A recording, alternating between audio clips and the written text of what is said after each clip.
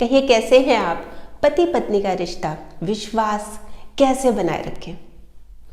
विश्वास, ये जो पति पत्नी का रिश्ता होता है ना, ये विश्वास की नींव पर टिका है। जैसे हम घर बनाते हैं, है ना, घर बनाते हैं तो हम उसकी नींव पर बहुत ध्यान देते हैं ना कि नींव उसकी मजबूत होनी चाहिए। ऐसे जो पति पत्नी का रिश्ता होता है ना, उसकी मजबूती ये विश्वास रूपी नींव से बनती है। अगर ये विश्वास गहरा है तो रिश्ता बिल्कुल सक्सेसफुल है, एकदम सफल, एकदम बढ़िया। और अगर विश्वास गहरा नहीं है फिर क्या होगा? फिर उसमें दरारें पड़नी शुरू हो जाएंगी, वो दरकने लग जाएगा। इसलिए विश्वास होना इस रिश्ते में बहुत ज़रूरी है। और ये नहीं है कि एक जना पहल कर रहा है, दोनों की, पति और पत्नी दोनों की इक्वली भागीदारी होनी चाहिए इस विश्वास में। मतलब एक दूसरे के ऊपर दोनों विश्वास करें। इसका मेन रीज़न एक ये भी है कि शादी टूटने की वजह भी बन सकती है। देखिए, मैंने एक अपनी पहली वीडियो में भी बताया था कि 3 एज होते हैं, 3 ए होते हैं जो कि शादी को तोड़ देते हैं। क्या? एक तो जैसे एग्रेशन, बहुत लड़ाई झगड़ा होता है, बहुत गुस्सा आता है, ये वाला एग्रेशन। एक होता है एडिक्शन, किसी चीज़ का नशा है, नहीं बन रही आपस में पति पत्नी की और टूट गया घर, मतलब अलग हो गए वो। और एक होता है अफेयर, किसी और के साथ, किसी तीसरे व्यक्ति के साथ संबंध होना। तो ये सीधा सीधा विश्वास से जुड़ा हुआ है। तो बहुत ज़रूरी है कि शक हो ही ना, क्योंकि शक होगा फिर तरह तरह की बातें होंगी कि भाई इनका ये है, इनका वो है। फिर इससे क्या होता है कि अलगाव की स्थिति आ जाती है। तो बेहतर क्या है कि शक हो ही ना, मतलब विश्वास बना रहे। वैसे तो शक के ऊपर पूरी वीडियो बनाई हुई है, मैं उसका लिंक नीचे दे रही हूँ, वो भी अगर आपको लगे तो आप ज़रूर देखिएगा। वैसे ये जो हम बात कर रहे हैं ना विश्वास की, तो शक हो ही ना, तो इसके लिए हमें क्या करना चाहिए? सबसे ज़्यादा ज़रूरी और सबसे इम्पॉर्टेंट बात है पारदर्शिता। रिश्ते में ट्रांसपेरेंसी, मतलब बिल्कुल क्लीन हो, मतलब क्रिस्टल क्लियर होता है ना, जैसे आर पार दिख रहा हो। हम क्या करते हैं आमतौर पर, जो छिपाते बहुत हैं, जैसे हस्बैंड वाइफ से या वाइफ हस्बैंड से, एक दूसरे से ना बातें बहुत छिपाते हैं। उससे क्या होता है? दूरियां बढ़ती हैं। जैसे ना मैं कुछ एग्जांपल्स देती हूँ कि एक हस्बैंड है, वो फ़ोन आया, फ़ोन पे हाँ हूँ किए जा रहे हैं। तो वाइफ को शक हो रहा है कि खुल के बात नहीं कर रहे, सिर्फ हाँ हो कर रहे हैं, यस नो, मतलब तो उसको डाउट हो रहा है कि क्या बात है। या फिर जैसे कोई फ़ोन आया तो बाहर चले गए कि भाई यहाँ पे बात नहीं कर सकते, यहाँ पे बीवी भी बैठी है, बच्चे भी बैठे हैं।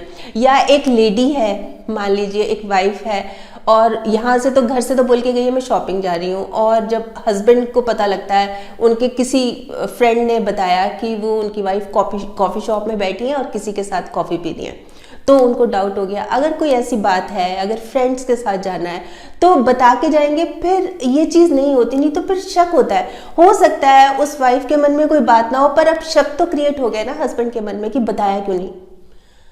तो ये चीज़ें जो होती है ना, जो मैं बात कर रही हूँ पारदर्शिता की, ये बहुत ज़्यादा ज़रूरी है।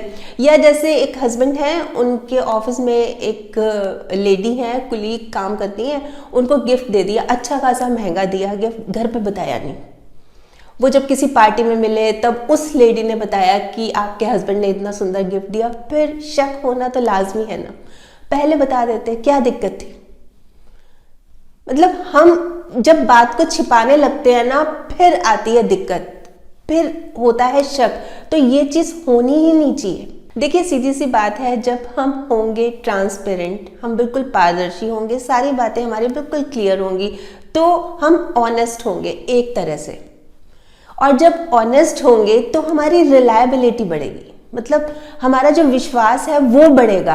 और जब विश्वास बढ़ेगा तो हम एक दूसरे के ऊपर डिपेंड भी कर सकते हैं। नहीं तो फिर एक दूसरे से बात ही नहीं करेंगे, छिपाएंगे।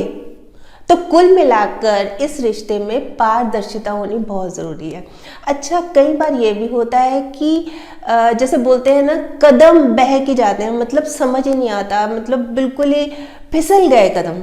मतलब कुछ ऐसा हुआ, कुछ ऐसी सिचुएशन हुई, कुछ ऐसी सर्कमस्टांसेस हुई कि कदम बहक गए, फिसल गए, तो भी उन कदमों को एक तरह से अवॉइड किया जा सकता है।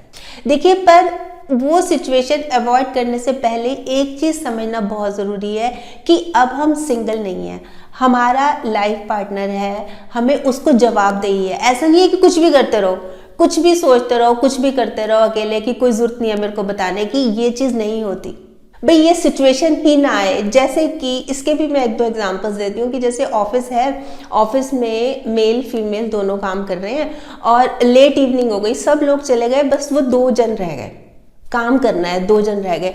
तो ऐसी सिचुएशन ही ना आने दें कि 2 लोग रह गए, फिर कल को कोई बात हो, लोग भी कहें या कोई बात हो भी जाए, तो पहले ही बोल के रखें कि जब ऑफिस का सारा स्टाफ होगा तभी काम करेंगे, उसमें कोई प्रॉब्लम नहीं है, पर लेट नाइट नहीं।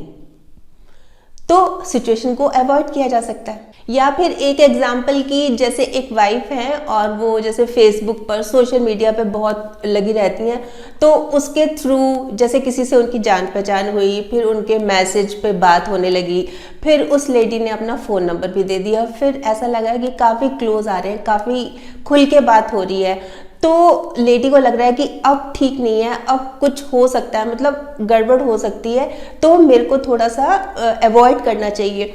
तो बेस्ट क्या है, मतलब जब उसको लगी गया कि अगर इससे आगे बढ़ गई मैं तो हमारी फैमिली लाइफ डिस्टर्ब हो सकती है, तो बेस्ट क्या है, उसमें उनको ब्लॉक कर दे। मतलब जैसे फेसबुक पे ब्लॉक कर दिया, अपना नंबर दे दिया तो उस नंबर को ब्लॉक कर दे, अवॉइड कर दे, बिल्कुल अवॉइड कर दे, इससे पहले कि बहुत देर हो जाए।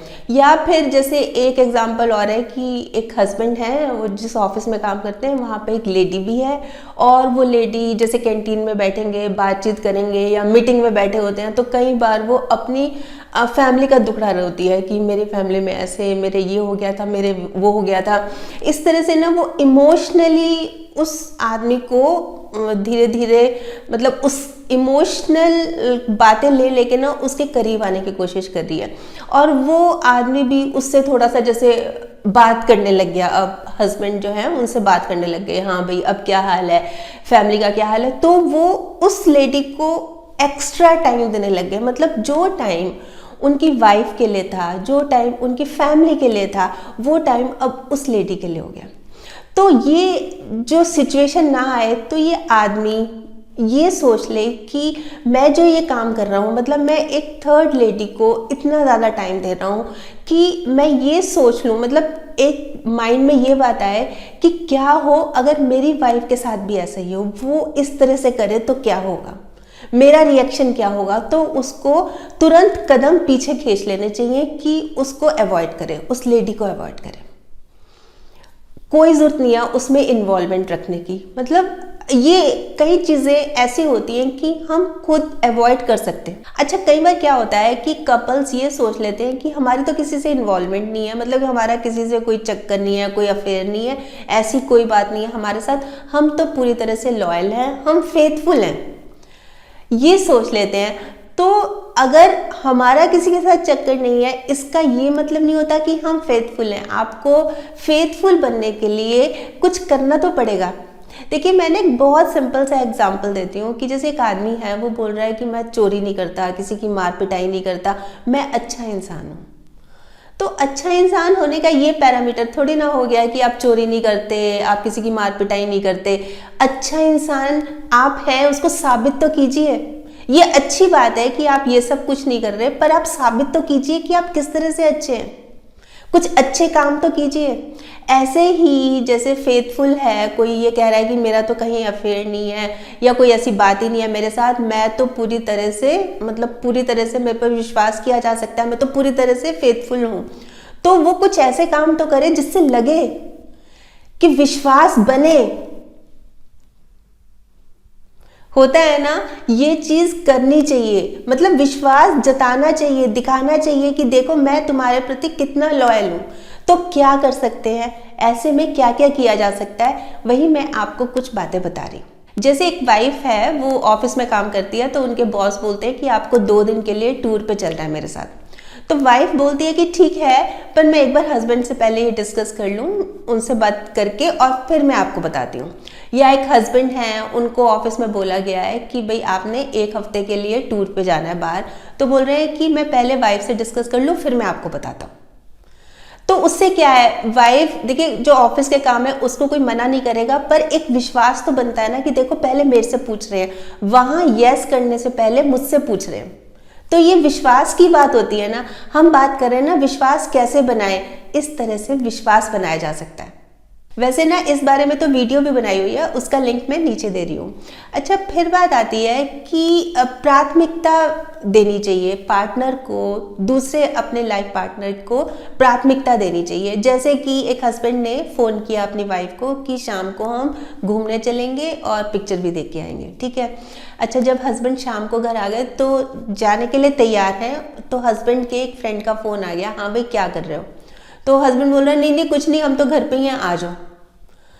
तो ऐसे नहीं करना चाहिए ना। जब प्रोग्राम बना हुआ है, आप जाने को तैयार हो रहे हैं, तो उनको बोल सकते हैं कि अभी तो हम बाहर निकल रहे हैं, आप कल आ जाना, कल बैठेंगे, उसमें क्या दिक्कत है। इससे करके फिर क्या होता है, विश्वास टूट जाता है ना। फिर देखो अभी तो हमने बात की थी, कल से हमारा प्रोग्राम बना था, हम तो तैयार हो रहे थे, और इतनी कोई इमरजेंसी, देखिए अगर कोई बहुत ज़्यादा इमरजेंसी हो, मतलब जैसे ऑफिस में कोई काम आ गया या कुछ ऐसी बात हो गई कि जिस चीज़ को अवॉइड ही नहीं किया जा सकता, फिर तो है अलग बात, फिर तो कोई भी गुस्सा नहीं मानेगा।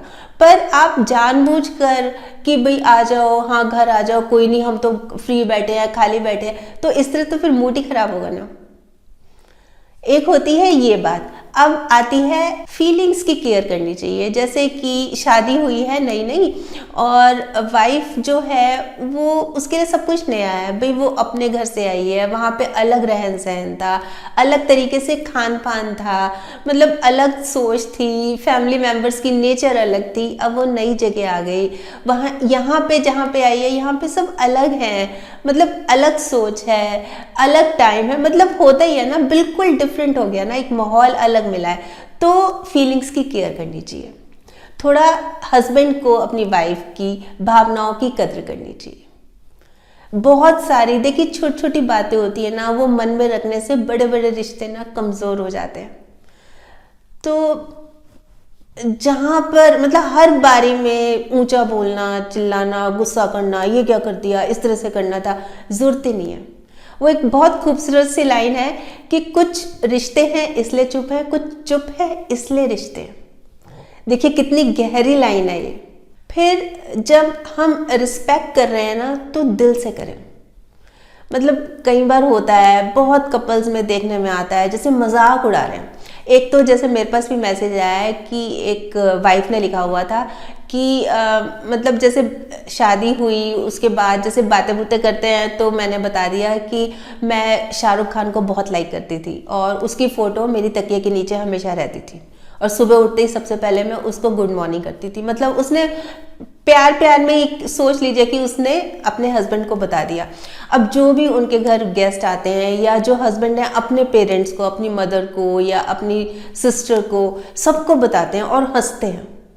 उसको इतना मतलब फील होता है कि काश मैंने बात की ना होती इनसे, ये बात शेयर ही ना की होती उनसे। तो इस तरह से मैं मजाक का कारण नहीं बनती। तो फीलिंग्स की केयर करनी चाहिए। इस तरह से जो मजाक उड़ाते हैं ना, ये बिल्कुल ही नहीं उड़ाना चाहिए। फिर विश्वास टूट जाता है। अब क्या हुआ, उसका विश्वास टूट गया, अब उसको जुड़ने में कितना टाइम लगेगा। बहुत छोटा सा शब्द होता है विश्वास, कितनी देर लगती है इसको बोलने में, पढ़ने में नहीं ना, पर इसको बनाने में पूरी जिंदगी निकल जाती है। विश्वास बजाय मजाक उड़ाने के एग्जाम्पल सेट करना चाहिए कि देखो ये है कपल, देखो ये है, इतनी केयर करते हैं, मतलब इतने प्यार से रखते हैं, इतनी डिग्निटी बना के रखते हैं, मतलब इस तरह की सोच होनी चाहिए। फिर कितना अच्छा लगेगा, आप इसका अंदाज़ा भी नहीं लगा सकते। और विश्वास तो ऐसे बढ़ेगा ही बढ़ेगा। देखिए जो रिश्ते में कैसा होना चाहिए, हस्बैंड वाइफ का रिश्ता कैसा होना चाहिए, जैसे हाथ और आँख का होता है। जैसे हाथ को चोट लगी तो आंख में से पानी निकलता है और फिर हाथ ही जाता है उसका आंसू पोंछने के लिए। ऐसा होना चाहिए प्यारा रिश्ता। मतलब इस तरह से हम एक दूसरे के ऊपर फेथ करें, विश्वास करें कि दूसरे लोग एग्जाम्पल दें कि उनसे सीखो या उन जैसा बनना है, ऐसे होना चाहिए। अच्छा, एक चीज़ और भी है कि जैसे हस्बैंड वाइफ है और इमोशनली सपोर्ट बननी है। इमोशनली सपोर्ट इस तरह से भी कि जैसे मान लीजिए हस्बैंड की कोई वीकनेस है, मान लीजिए वो शराब बहुत पीते हैं या स्मोकिंग करते हैं, तो वो छोड़ना चाह रहे हैं, किसी भी तरह से इसको छोड़ना चाह रहे हैं, तो वाइफ ये कहने के कि भाई आप तो छोड़ ही नहीं सकते, आपके बस का नहीं है, आप तो रहने ही दो, ये कहे कि हाँ आप छोड़ सकते हो, क्यों नहीं छोड़ सकते, हम है, मैं आपकी सपोर्ट बनूंगी और देखना आप एक दिन छोड़ दोगे, तो कितना फर्क पड़ेगा। यही चीजें होती हैं। देखिए, बातें बहुत छोटी छोटी सी होती हैं, पर यही बहुत अंदर मन तक विश्वास गहरा बना देती हैं। तो देख लीजिए, पति पत्नी के रिश्ते में विश्वास कितना जरूरी है। विश्वास है तो रिश्ता है एकदम स्ट्रॉन्ग, एकदम मजबूत, और विश्वास नहीं है, इसमें विष मिल गया, जहर होता है ना विष, वो वाला विष वो मिल गया, फिर क्या होगा, अच्छा खासा मजबूत रिश्ता भी टूट जाएगा। देखिए, रिश्ता भले ही इतना गहरा ना हो, पर विश्वास जो है ना, उसकी नींव बहुत गहरी होनी चाहिए, क्योंकि जब ये टूटता है ना तो आवाज नहीं करता। विश्वास जब टूटता है आवाज नहीं होती, पर उसकी गूंज पूरी जिंदगी सुनाई देती है। इसलिए कोशिश यही करनी चाहिए कि विश्वास बना रहे, रिश्ता मजबूत रहे, आपस में प्यार से रहे। वैसे आप बताइए, आप क्या सोचते हैं इसके बारे में कि कैसे बनाएं विश्वास? जरूर बताइएगा, आपके कमेंट्स का मुझे इंतजार रहेगा। तो कल फिर मिलूंगी, तब तक स्माइल भी रखिए और पॉजिटिव रहिए और पॉजिटिव सोचिए। और हाँ, अगर आपने मेरा ये YouTube वाला चैनल सब्सक्राइब कर लिया तो आपका बहुत बहुत और बहुत सारा धन्यवाद। नहीं किया तो प्लीज़ कर लीजिएगा। बाय।